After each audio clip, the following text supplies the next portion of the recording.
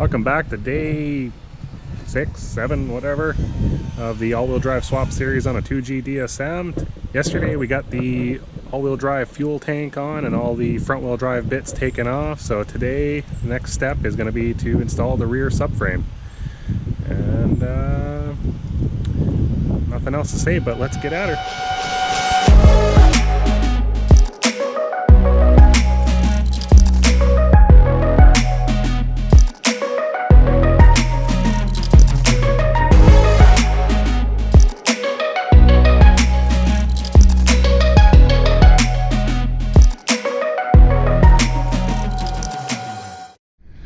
So while we were getting other things off the car, we got the rear subframe all cleaned up. I went and unfroze the rear toe adjusters, which is one thing you're really going to want to do before you try to take the car to alignment, and they tell you can't get it aligned. So do that if need be. You may have to buy new bolts, you may have to get new rear toe arms as well if need be. Sometimes the bolt seizes inside the rear toe arm and you can't get it out. So luckily I was able to free both of these up. I also went ahead and installed solid rear diff bushings in all three mounts. If you're going to be intending on launching the car hard, this will take a lot of the flex out of the rear diff and help from breaking things. And if I know my brother, he's going to beat on it, so I figure we'll do that right away. It's a lot easier to do it before we stick it in the car. So other than that, I mean, it's not the prettiest thing, but it's going to be up under the car, and it's going to work.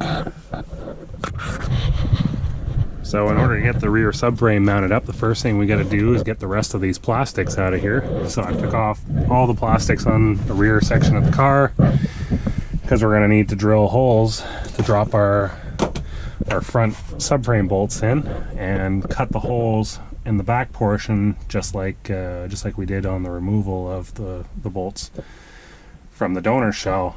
I'm going to probably start with the rear holes and get the short front wheel drive bolts out, get them ready to drill a hole. It's approximately here. I'm going to have to take some measurements, but it's just about there. And that's why you need to get the plastic out of the way so you can get access to it. Same thing on both sides. And when you're working on this, you gotta watch out. There's wires and cables right in those locations, so be careful about that. So this is the location we need to drill out for the front bolt holes on the all-wheel drive subframe. The front wheel drive uses these bolts, which are not in the proper location for us. We also need to cut this off so that it doesn't interfere with the all-wheel drive subframe. And of course, like I said, the rears, the bolt is there, but it's not long enough, so we need to cut the floor open like before, remove the short one out, and move that bolt to this location. Now, there's no hole on the inside of the car, of course, to drop the bolt in. On a Spider, what people do, because there's added framework and whatnot in the frame, is they'll usually cut a small hole here, drop the bolt in, and weld it back up. But on just a regular hardtop 2G, the easiest thing I found is to just drill a small hole up top inside the car. It's behind the plastic, so you won't see it anyways when you're done. You've got this plastic plug here that holds the wiring harness. You're going to measure down 2 1/4 inches from the center. I mean, it doesn't have to be exact. And 1 inch over from the wheel well. And if we drill there, it'll be right on target.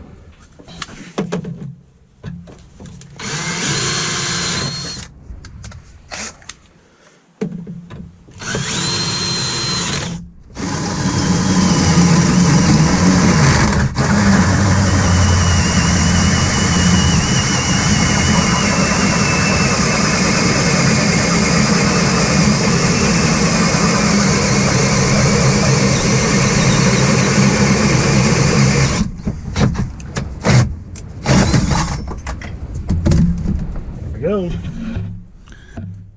Now you can see the hole right over top. And I'll do the same thing on the other side.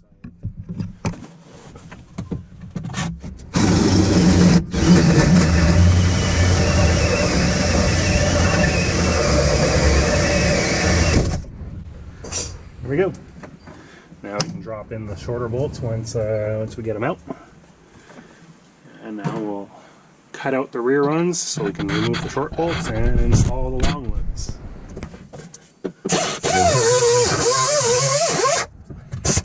Scratch your paint.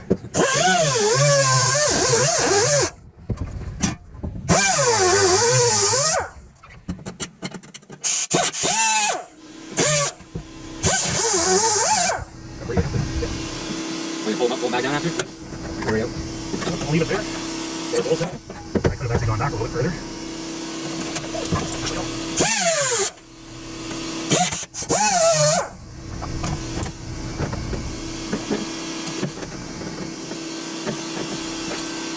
Nip it down after?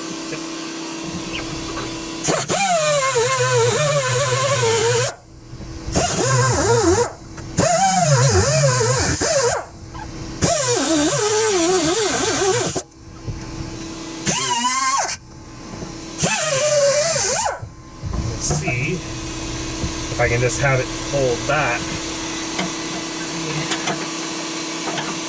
nicer.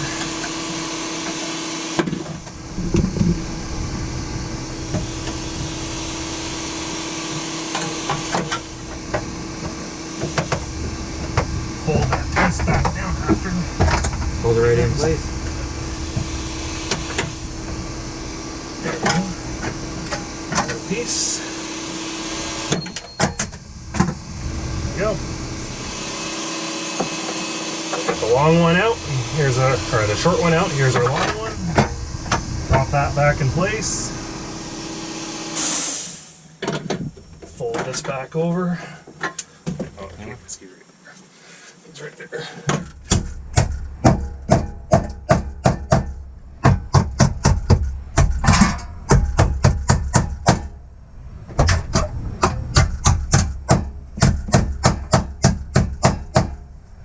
Ever be the wiser. Take our short bolt.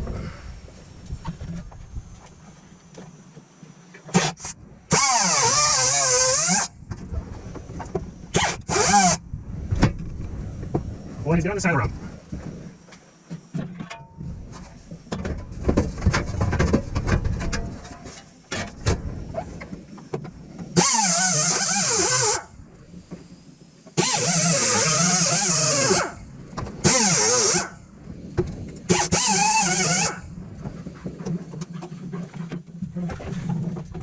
In the fender keel.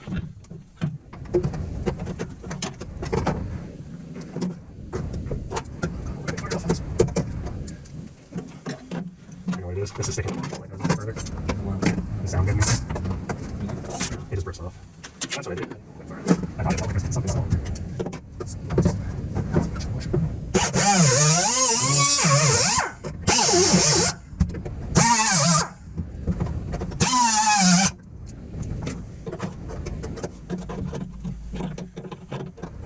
It's all back, pull it back down. It really doesn't show very much anyways. No, we'll do also real anyway.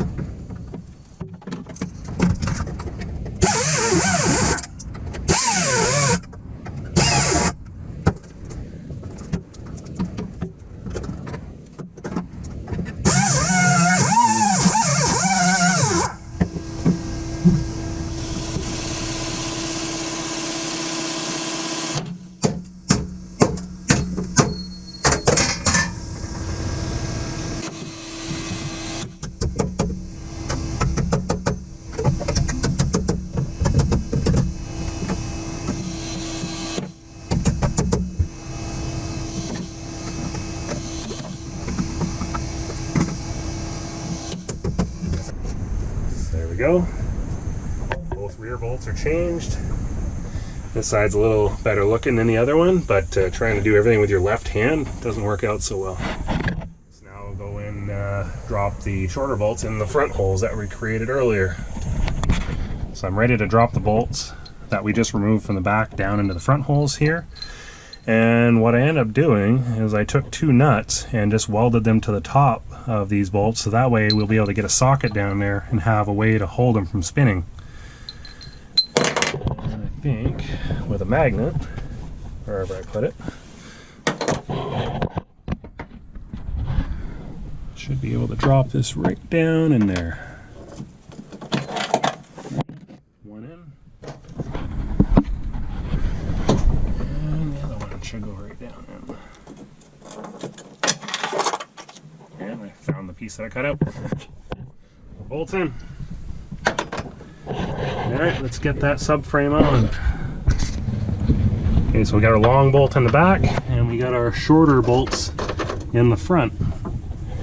The only other thing we got to do is we got to nip these front wheel drive bolts off, otherwise we're going to end up hitting it. So I'll just take the grinder and cut it right off flush, and that's good enough. The rest of the bolt can stay in there.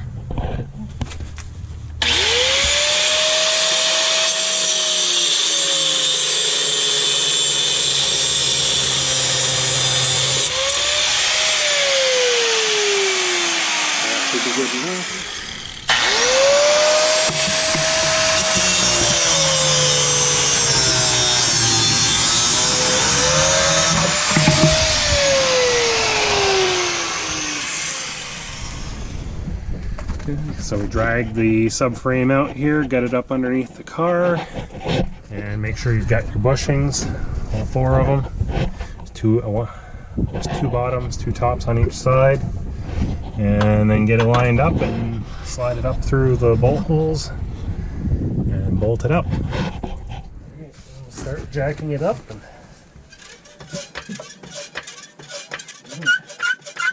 Hopefully the jack goes higher. Yeah.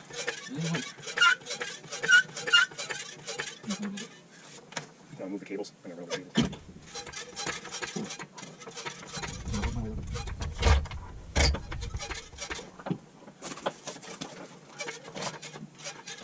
Check my side. Forward. Your side's almost. Is your side still too far back? Or? No, sure.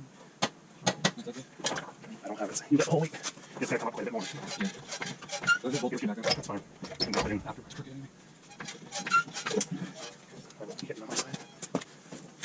I gotta go forward like 2 inches. Yeah. You help that side? No, I need you to stay on your side, hold it there. Okay. So I'm probably gonna have to drag the jack. Almost like a third person around the jack.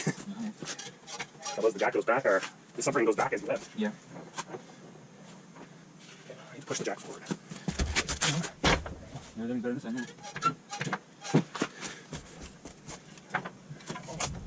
Your bolt's both in? Yeah. We should both lift. You want to thread this one? I could thread down in there.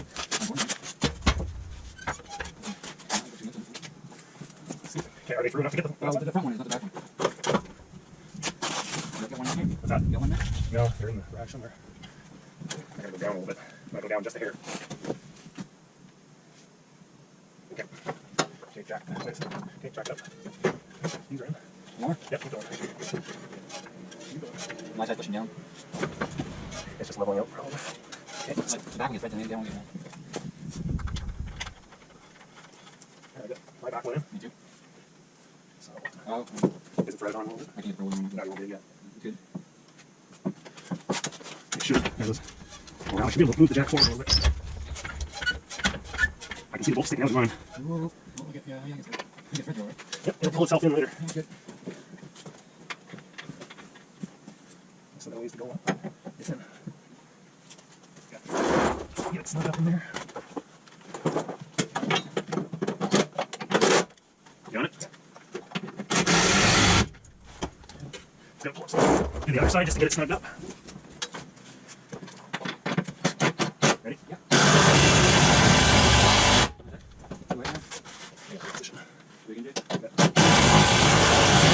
That's as much as I can take with that. Oh, maybe it goes backwards?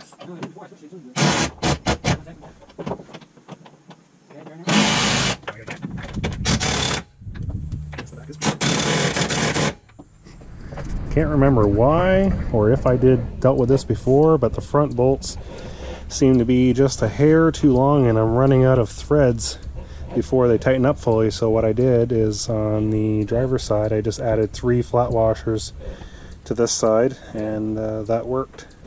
So we'll do the same thing on the passenger side, and then we won't bottom out.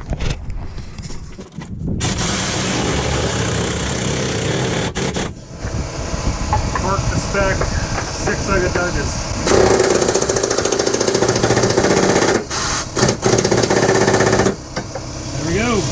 There we are, rear diff and subframe all installed. Now we've got to put the struts in, attach the upper control arms, and route the e-brake cables, and that's about it for that part. And then we'll be on to doing the drive shaft mounts. Alright, for bolting up the upper control arms, because we kept the KYB adjustable struts off of the donor car, the car is going to sit a little lower, and that's going to cause a little bit of a camber issue. And on my car, when I lowered it, what I did, you can buy a camber kit for the rear, which is basically just spacers and longer bolts. So that's what I did, just buy spacers, washers, and longer grade 10 bolts.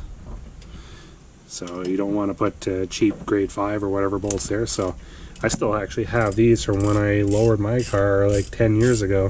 And so I'm just going to put these longer bolts and 4 washers between each of the bolts here, and that'll be enough for now, and we'll figure out when the car gets in alignment if that's good enough. If not, we'll adjust it at that point. But with about a 1.5 inch drop, 4 washers should be about correct. I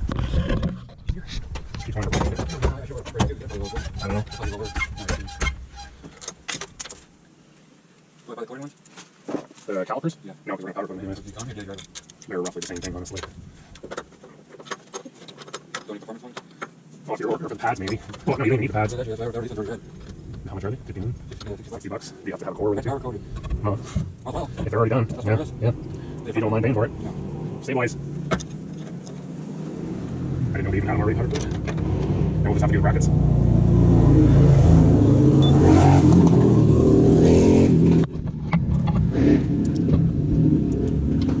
What? Oh, they don't have the rears already done? It's not a big job when they're new. Oh, yeah, it's pairs. Oh, you buy them with a pair? So $60 for the pair? That's really not bad. For the more expensive, 60. That's a pair, isn't it?